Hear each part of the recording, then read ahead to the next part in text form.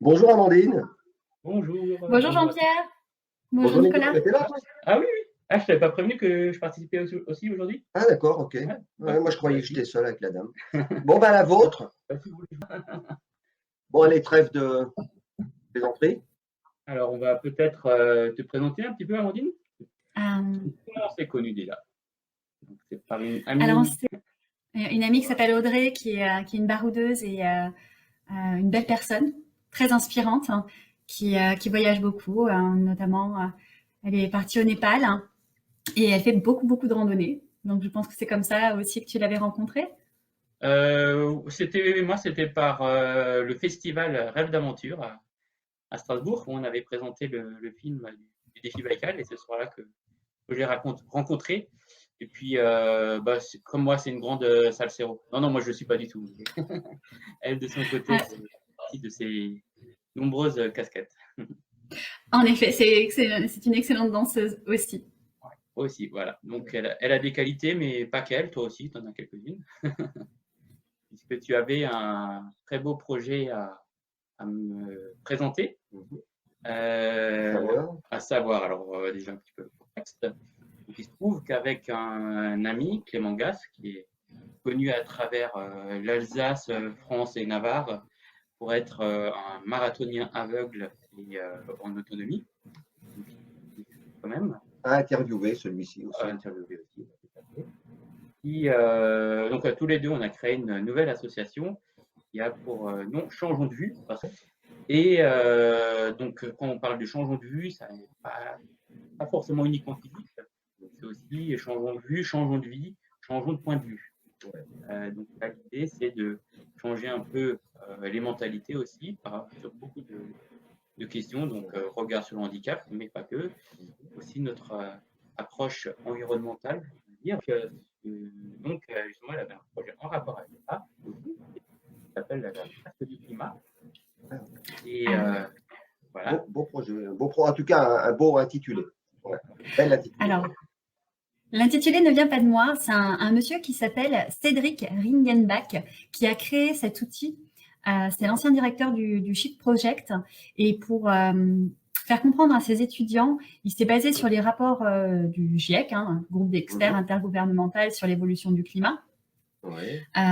Il a créé un jeu de cartes pour faire comprendre plus facilement le fonctionnement du dérèglement climatique. Ça a tellement bien marché qu'il en a fait une association qui est née en décembre 2018.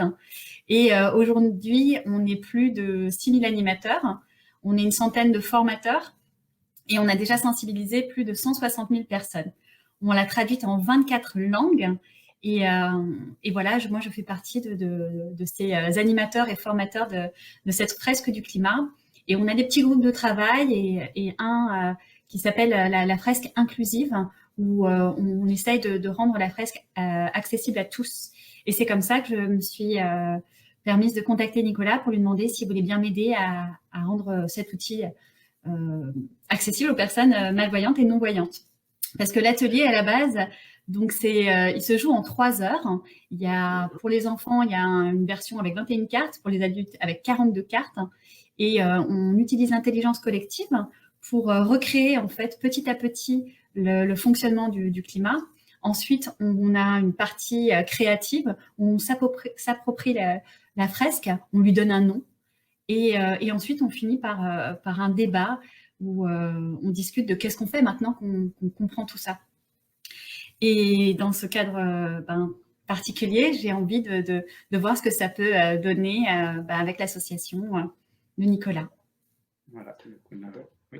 Une petite question, enfin des choses très pragmatiques. Ce monsieur dont tu as donné le nom que j'ai mangé parce que c'est un peu compliqué, comment il s'appelle le monsieur qui a créé le jeu? Cédric Ringenbach.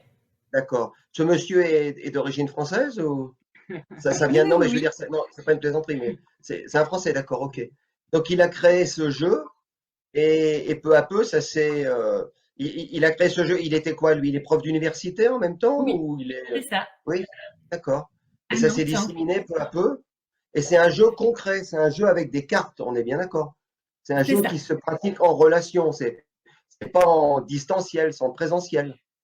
On fait les deux. On a une version qui est en distanciel parce que quand il y a eu Cette épidémie, on a dû s'adapter et donc on a cette version en ligne.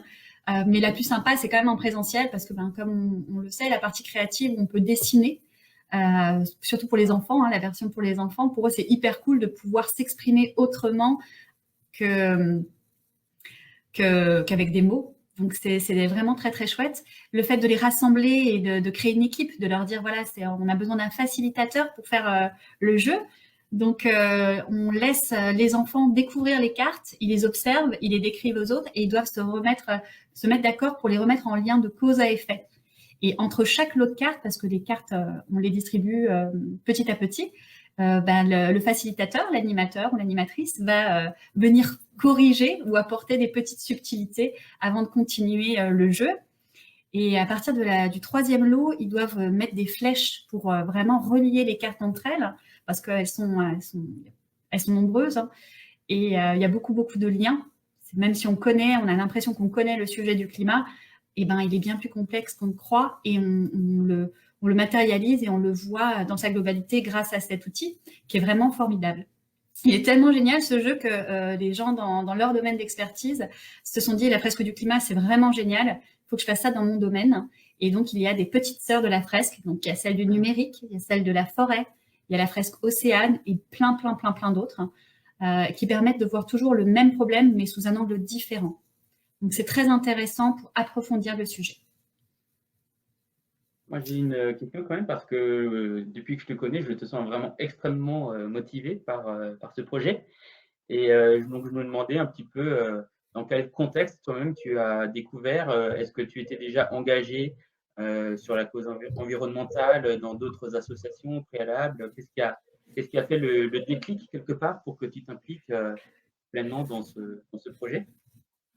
Alors, le déclic, j'ai toujours été proche de la nature et j'adore aller en forêt. Je suis une mycologue avertie, c'est vraiment quelque chose que j'affectionne. Et lorsque je me suis retrouvée enfermée pendant le premier confinement, ça faisait un moment que je réfléchissais à changer de carrière. J'ai travaillé pendant 20 ans dans un même domaine qui ne m'inspirait plus, bien que j'ai trouvé quelque chose aussi un petit peu de poétique. Je pense que j'en avais fait le tour et j'avais besoin de faire quelque chose de différent et quelque chose qui donnait plus de sens. Et quand j'ai découvert la fresque du climat, ça m'est vraiment allé droit dans le cœur et je me suis dit, waouh, il y a une telle urgence. J'ai besoin aussi de participer à ce changement, à mon tour de passer le relais. Et j'ai fait un truc complètement fou. J'ai quitté mon boulot, mon CDI, j'ai demandé une rupture conventionnelle et j'ai dit, allez, on va voir, on y va. Et j'ai changé de vie. Et ça me rend beaucoup plus heureuse, plus épanouie. J'aime ce que je fais. Et je me retrouve là et aujourd'hui, face à vous pour en parler. Ça se sent dans ta voix qu'effectivement, tu as peut-être trouvé ta voix. Mais j'ai pas entendu, du coup, c'était dans quel domaine que tu travaillais auparavant? Mais elle n'a pas trop envie de le dire. Hein? Si, j'aurais voulu en fait vous le faire deviner. J'étais dans le sourire. Alors, à votre avis? Je redonnais le sourire rouge. Il y a Julien à la technique. Bonjour, merci Julien. Il suggère dentiste. Et non, pas dentiste, mais presque.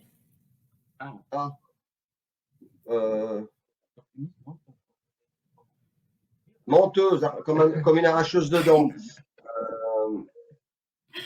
J'étais prothésiste dentaire. Oui, d'accord. J'allais dire clown. Ah oui, mais c'est un bon quantique, quoi. Vraiment, lâcher son boulot et aller vers ce jeu. Alors, des petites questions autour de ce jeu-là qui me viennent, parce que je ne le connais pas, j'espère un jour le découvrir, quand il sera accessible grâce à vous, Ilko. J'espère le découvrir. Est-ce qu'il y a des mises à jour de ce jeu? Parce qu'en fait, j'imagine que les scientifiques font des tas de découvertes sur les liens de causalité aujourd'hui. Encore, c'est pas figé l'appréhension globale des fonctionnements du climat. J'imagine qu'il y a des choses qui émergent auxquelles on n'avait pas pensé, des incidences, tu vois, des choses comme ça. Est-ce que le jeu peut évoluer?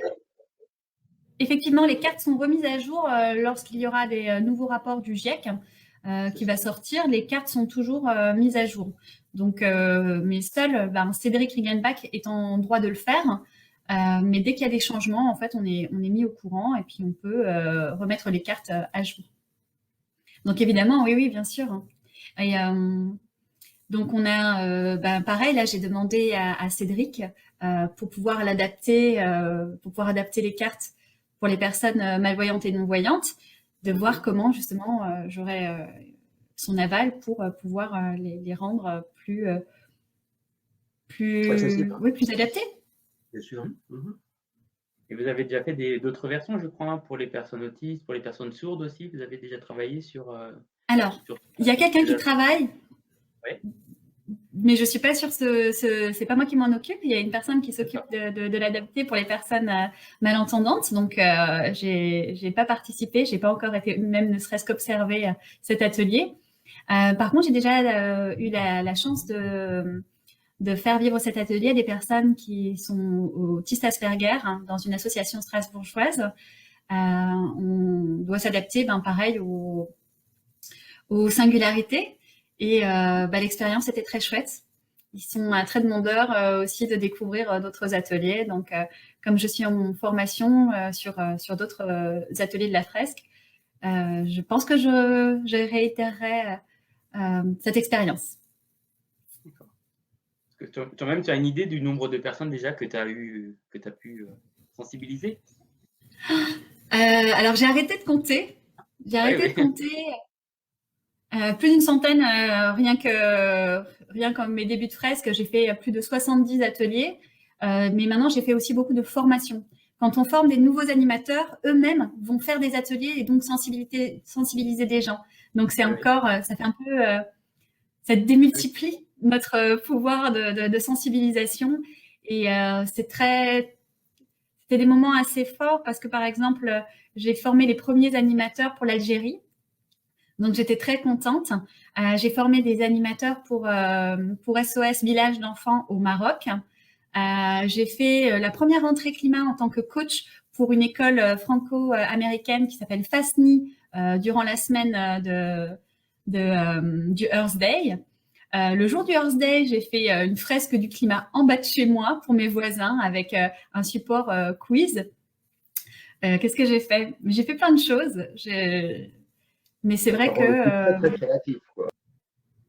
Concrètement, pour acquérir ce jeu, comment ça fonctionne? Il est achetable? Comment on peut l'obtenir? Alors, c'est super simple. Maintenant, la fresque du climat, elle a créé sa boutique en ligne, ce qui n'était pas le cas il y a quelques semaines. C'était les référents de chaque région qui devaient redistribuer les cartes aux nouveaux animateurs. Maintenant, on a vraiment une boutique en ligne où les gens peuvent acheter directement le jeu. Comme dit, on peut faire des formations directement en ligne aussi. On s'inscrit et on peut devenir animateur une fois qu'on a déjà vécu l'atelier. Parce que c'est quand même la base que de découvrir l'atelier qui dure 3 heures. Donc découpé en 1h30 de réflexion, 30 minutes de créativité et le reste du temps pour débattre et discuter de qu'est-ce qu'on fait maintenant. Après, on peut... Oui? Ça, c'est une grande question, justement. Qu'est-ce qu'on fait maintenant? Qu'est-ce qu'on fait maintenant? Eh oui. Alors, la première chose, c'est de faire son bilan carbone. Quand on fait son bilan carbone, on se rend compte que je vous laisse là. même... Je vais aller faire un tour. Je te dis combien d'avions j'ai pris dans ma vie? Non? Bon. Je devrais pas être là. Ouais. Mais on n'est pas... La fresque, c'est sa puissance, c'est qu'elle n'est pas là pour dire ce qu'il faut faire ou ne pas faire. Elle permet juste de comprendre. Ce qui est génial, c'est qu'elle responsabilise. Parce que maintenant qu'on sait, qu'on comprend comment ça marche, on a le choix. Et c'est vraiment très, très chouette. On envoie après un mail post-atelier pour pouvoir donner plein de clés. Et la première, c'est effectivement de faire son bilan carbone pour savoir quels sont sur les 4 leviers les plus importants. Comment agir? Donc, on a le levier du transport, on a le levier de l'alimentation, du bâtiment et de l'industrie. C'est vraiment ces actions sur ces leviers-là qui nous permettent de changer notre impact sur le climat. Mais même si on fait aussi de la sensibilisation, ça a un impact sur les autres. On peut être inspirant pour des personnes, on peut donner envie de transmettre Et je trouve que c'est comme un super pouvoir de pouvoir transmettre quelque chose qui fait du bien au monde. Oui. Et qui fait sens surtout, tu vois. Non, mais c'est important la notion d'informer et non pas de dire aux gens tu dois faire ceci, tu dois faire cela. De faire prendre, en fait, c'est un outil pour faire prendre conscience, si je comprends bien, hein, et montrer les mécanismes et les leviers qui interfèrent sur le climat, quoi. C'est vraiment C'est ça. pédagogique. Ah oui, c'est vraiment un super outil pour comprendre. Ouais. Et surtout qu'il y a certains leviers où il ne s'agit même pas de changer de vie. Je veux dire, par exemple, je pense à l'aspect numérique. On peut vraiment faire baisser son bilan carbone sans avoir à changer grand-chose dans sa vie. Par exemple, moi, récemment, j'ai fait un gros tri dans ma boîte email et j'ai fait le calcul au final où ça m'a permis de baisser mon bilan carbone déjà de 100 kilos par an.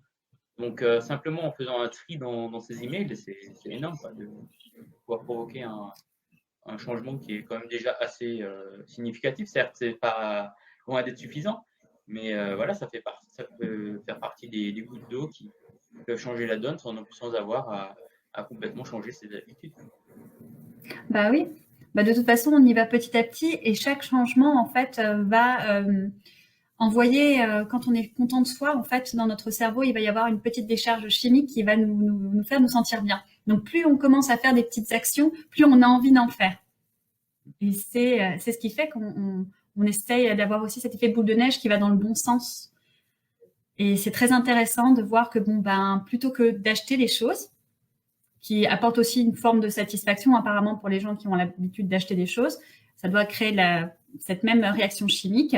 Ben, il y a une manière de le faire, mais du coup, c'est mieux parce que ça peut être avec quand on apprend quelque chose ou quand on fait un changement qui est positif pour soi. Et ça permet vraiment de plutôt que de courir vers en vouloir toujours plus de manière physique, matérielle, c'est en vouloir toujours plus en termes de savoir ou de liberté ou de plaisir, mais qui sont en accord avec le climat, avec la biodiversité, parce qu'on fait partie de la biodiversité, on a tendance à l'oublier, et qu'on fait un peu n'importe quoi, on est en train de se tirer une balle dans le pied. Donc changer, ça fait vraiment du bien. Et tant qu'on n'a pas essayé, on s'en rend pas compte. Il y a plein de choses que je savais pas. Hein. Je disais pendant longtemps, moi je pensais que les écolos, il fallait être bobo, il fallait avoir de l'argent pour être écolo. Donc j'avais une vision très biaisée, très très fausse. Et en fait, je me suis rendu compte qu'en fait, on avait beaucoup plus d'argent quand on devenait écolo parce qu'on achetait moins n'importe quoi. On avait plus d'argent pour acheter de meilleures choses, de la bonne nourriture, du local, des choses qui ont été bien poussées. Et en fait, j'avais tort. Donc c'est chouette, j'ai appris plein de choses et je continue à changer et à apprendre. Et c'est ce que j'ai envie de transmettre. Oui, c'est une belle découverte, oui, parce que l'écologie de politique, enfin bon, punitive et autres, moi je pense comme tout le reste, il faut grandir de soi-même envers soi-même et en sortant du monde punitif, tu vois. C'est des prises de conscience, tu vois. Parce que là, ce dont on parle, en fait, ce qui fait du bien, tu disais effectivement, c'est de changer, mais c'est quand même assez étonnant, mais le bien, c'est de s'apercevoir que c'est le bien collectif, en fait. Parce que nous, quand on change nos comportements, on change notre rapport à l'autre, et il y a quelque chose qui se passe au niveau de l'humanité qui est un vrai partage, quoi, quelque chose d'ouvert. Tu vois. Ça circule beaucoup mieux. Et en fait, on gagne en confiance. Tu vois. On gagne en. Et c'est incroyable. D'ailleurs, moi, j'ai assez souvent fait le lien. En tout cas, moi, je constate souvent que la perte de confiance se compense souvent par le fait de vouloir s'entourer sans arrêt d'objets nouveaux, d'acheter sans arrêt, d'une frénésie en fait. Quand tu n'es pas bien avec toi-même, quand tu n'es pas ancré dans une tranquillité, en tout cas dans une confiance plutôt qu'une tranquillité, bah tu compenses sans arrêt. Je suis tout à fait d'accord avec ça. Et ce monde qu'on nous a vendu, tu vois, ce que moi j'appelle un peu le modèle américain, parce que c'était ça à l'origine, c'est vraiment ça qui nous a déconnectés de nous-mêmes. Nous déconnectant de nous-mêmes, ça veut dire quoi être déconnecté de soi? Ça veut dire être déconnecté de la nature, en fait. Dès qu'on se déconnecte, dès qu'on marche à côté de soi, on envisage la nature comme un carton, comme une bande dessinée ou comme quelque chose d'inanimé. Voilà. Donc, voilà, les conséquences sont assez dramatiques. Ouais. Avec cette catastrophe annoncée, quelque part, ce qui par contre va être très positif, c'est qu'on peut se retrouver tous avec une cause commune. C'est-à-dire que là, il s'agit un petit peu quand même de sauver la maison. Et donc, quelque part, c'est vraiment une possibilité. Ce qui est négatif dans ma vie, j'ai toujours essayé de le transformer en quelque chose de positif. Et là, effectivement, par cette urgence, quelque part, on peut tous se retrouver autour de ça, peut-être apprendre à mieux se connaître, à se rencontrer vraiment et à dire, bon, ben voilà, comment on agit ensemble, puisque quelque part, de toute façon, on est sur le même bateau. Alors, de toute façon, soit on coulera tous ensemble, soit on se sauvera tous ensemble. Donc, je pense qu'il y a des possibilités quand même positives. Alors, voilà, essayons de créer justement ce type de groupe comme vous le faites là avec ce jeu, et pour ensuite passer à l'action tous ensemble. Oui, alors moi je suis tout à fait d'accord avec toi. Soit on coulera tous ensemble, soit on sera sauvés tous ensemble.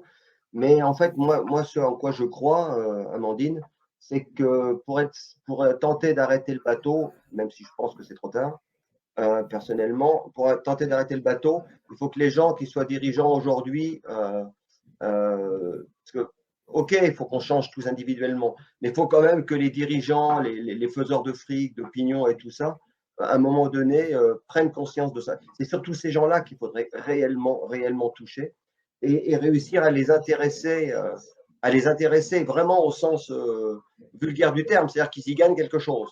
Bon. Tout le monde. Autrement, moi, je crois autrement que ça ne marchera jamais. Tu vois. Si on n'arrive pas à donner à ceux qui mènent le monde aujourd'hui, si on n'arrive pas à les récompenser à travers une prise de conscience, ça ne marchera jamais. C'est pour ça qu'on a le mandat climat. On va chez les élus pour également leur faire découvrir la fresque du climat, parce que c'est pas parce qu'on est élu qu'on a une connaissance de la globalité du problème. On a également donc ce dispositif qui est la rentrée climat. Donc on va dans toutes les écoles d'ingénieurs et autres, post-bac, polytechniques. On a vraiment de sensibiliser pas mal on est à plus de 160 grandes écoles qui ont déjà fait partie de ce dispositif. Je crois que ça représente 65 000 étudiants qui ont fait la fresque. Et là, on n'a pas fini. Hein, on est en train de préparer la rentrée de septembre.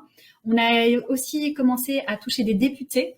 Donc, encore un tout petit bout pour le moment. Mais oui, on passe et vers l'éducation, mais aussi vers nos politiques et également dans des grosses boîtes. Donc, on a les fresqueurs pro aussi qui vont, il y a EDF, Suez, il y a plein de grosses sociétés aussi qui se sensibilisent toutes les personnes de leur boîte et on va de l'avant. Donc, il faut prendre tous les chemins. Il n'y a pas qu'un seul chemin. Il y a individuel, collectif, politique et dans le secteur industriel. Tout le monde doit s'y mettre parce qu'on fait tous partie de la même planète, du même écosystème. Donc, on a tous notre rôle à jouer. Changer, commencer par soi, ça va forcément engendrer le mouvement autour de soi. Et tôt ou tard, on touche quelqu'un qui a une grosse entreprise, quelqu'un qui travaille dans une communauté de communes. Donc, tous les chemins, il faut prendre tous les chemins. Écoute, Amandine, je vote pour toi. Non, je plaisante. Je plaisante. Écoute, on arrive un peu à la fin et je trouve que tu as extrêmement bien fait évoluer et bien présenté la fresque du climat. Et j'espère que ça va contaminer quelques personnes. Ça ne va pas rester un savoir de plus, tu vois, parce qu'on est quand même beaucoup dans ce fonctionnement, tu sais, aujourd'hui. On a tellement, on est toujours en train de vouloir posséder des choses, mais on est toujours en train de vouloir en savoir plus aussi. Et souvent, c'est au détriment de nos comportements qui vont vers le bien collectif. Donc, voilà. ceux qui se font actuellement beaucoup d'argent en détruisant la planète, quelque part, il faut leur trouver une récompense. Ouais. Je veux dire, certes, eux, ils se font actuellement beaucoup de pognon, c'est clair là-dessus. Mais je veux dire, ils ont pour la plupart des enfants, des petits-enfants, et simplement leur faire comprendre déjà que leurs enfants et leurs petits-enfants, ils ne vivront pas en mangeant des billets de banque. Je pense que là, effectivement, ça peut déjà peut-être faire évoluer les mentalités. Ils auront besoin leurs enfants et leurs petits-enfants auront besoin d'une planète capable de les nourrir. Donc, voilà, c'est simplement faire comprendre déjà ça, qui est un peu le b.a.-ba. En tout cas, donne rendez-vous le chez moi, peut-être de nouveau autour de bière, ça sera. Mais voilà, donc il y aura une petite task force qui sera réunie pour adapter ce jeu. Donc on a plusieurs idées avec le braille, avec des objets pour représenter les cartes. Donc voilà, il y aura pas mal de pistes à explorer et en présence de personnes qui ont l'habitude des anciens enseignants, donc qui ont cette sensibilité pédagogique pour faire découvrir. Et donc, je pense qu'on aura beaucoup de choses à faire ensemble avec notamment les enfants. Et ce qui est chouette, c'est que ça pourra être un outil, on va travailler sur un outil très, très inclusif pour que le jeu, une fois adapté, on puisse vraiment aussi faire dans des classes où il y a à la fois des enfants mal et non-voyants et des enfants bivalides. Donc ça sera vraiment quelque chose de super de pouvoir partager tout ça. Voilà. Donc, je vais juste encore faire une petite surprise. Voilà, vous voyez tous que j'ai un t-shirt blanc, mais aujourd'hui, je me suis vraiment mis aux couleurs du temps d'une bière, donc je ne sais pas si ça se voit bien. Voilà, donc le t-shirt bière, voilà, donc le t-shirt officiel du temps d'une bière. Comment? Ah, oui, on voit l'aide de Cronenbourg aussi, oui. Normalement, les techniciens ils ferment leur gueule, mais l'autre, il n'arrête pas de l'ouvrir. Il y a des balances. Bon, Amandine, merci beaucoup. Merci à vous de m'avoir accueilli. Peut-être qu'on se croisera autour d'un jeu. Et en tout Autour cas, d'une fresque.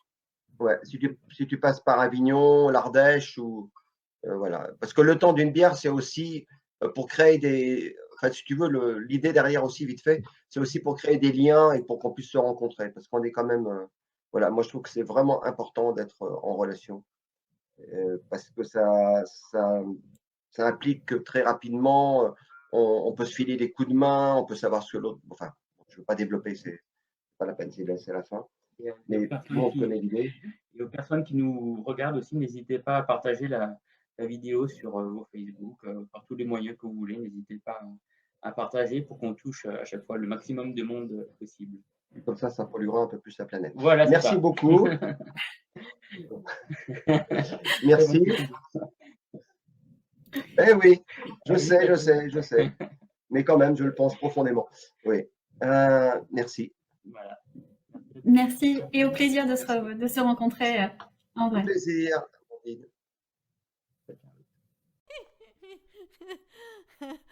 C'était le temps d'une bière.